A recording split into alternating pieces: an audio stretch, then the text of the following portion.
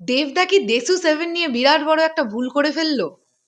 না, চারিদিকে এ ধরনের একটা কথোপকথন হচ্ছে আমি দেখলাম। আমারই খুব কাছের ভাই এন্টারটেইনিং প্রিন্স, ওর একটা ভিডিও দেখলাম। এবং ও ওর ধারণাটা থেকে একটা ভিডিও তৈরি করেছে, বেশ করেছে, করতেই পারে, একবার কেন ১০০ বার করবে। কিন্তু আমাদের কাছে ইনসাইডার রিপোর্ট কিন্তু বলছে অন্য কথা। কেন #দেশু7? বুক মাই শোতে সিনেমাটার নাম কেন দেশু7? এরকম তো আমরা বাংলা চলচ্চিত্র জগতে খুব একটা হতে দেখি না। এইসব তো সাউথ ইন্ডিয়ান ফিল্ম ইন্ডাস্ট্রিতে হয় বা বলিউডে হয়, যে আল্লু অর্জুনের এততম সিনেমা, রামচরণের এততম সিনেমা, রজনীকান্তজির এততম সিনেমা, এইরকম করে হয়। তাহলে বাংলায় এই জুটির সপ্তমতম সিনেমাটা দেশু7 বলেই বুক মাই শোতে প্রমোট হচ্ছে। তাহলে এন্ড মোমেন্টে গিয়ে কি দেশু7 হিসেবে এই সিনেমাটা আমাদের কাছে আসবে? প্রিন্সের ভিডিওটা দেখে যেটা বুঝলাম, প্রিন্স একটা শঙ্কায় ভুগছে, সেটা হচ্ছে এন্ড মোমেন্টে গিয়ে আর এই সিনেমাটার নাম পরিবর্তন করতে পারবে না দেবদা। তো তোমাদেরকে বলি, এটা এত প্রি প্ল্যানিং ছিল যে এই প্রজেক্টটাকে দর্শকের সামনে প্রথম থেকেই পুশ আপ করা হবে দেশু7 বলে। কারণ এই সিনেমাটার বিশাল বড় একটা হাইপ হচ্ছে, দেব শুভশ্রী জুটির সপ্তমতম সিনেমা। আমি এর থেকে বেশি কিছু বলছি না।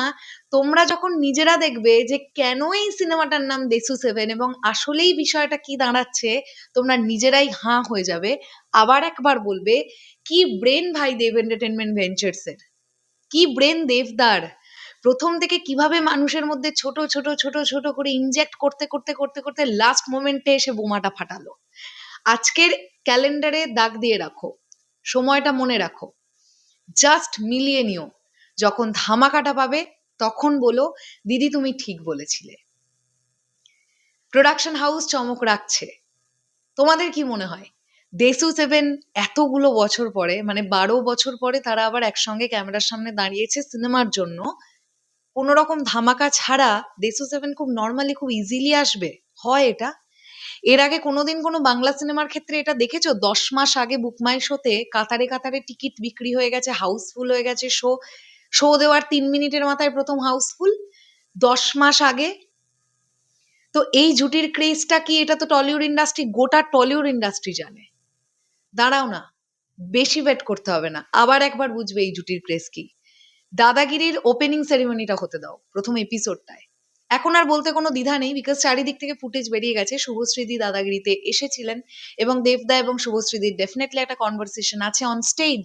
তোমরা আবার বুঝতে পারবে এই জুটিটার ক্রেজ কি। তো দেশু7-এ চমক থাকছে, দেবদা ফেঁসে গেছে বা টিম ফেঁসে গেছে এরকমটা একেবারে নয়। এটা পুরো প্রথম থেকে প্ল্যানিং করেই করা, যে আমরা সিনেমাটাকে প্রথম থেকে পুশ আপ দেবো দেশু7 দেশু7 দেশু7 বলে। ঠিক সময় মতন আসল বোমাটা ফাটবে, জাস্ট ওয়েট অ্যান্ড ওয়াচ। চলো শেষ করলাম ভিডিওটা, আসছি আবার খুব শিগগিরই নতুন কোনো ভিডিও নিয়ে, তাহলে এখনের জন্য টাটা।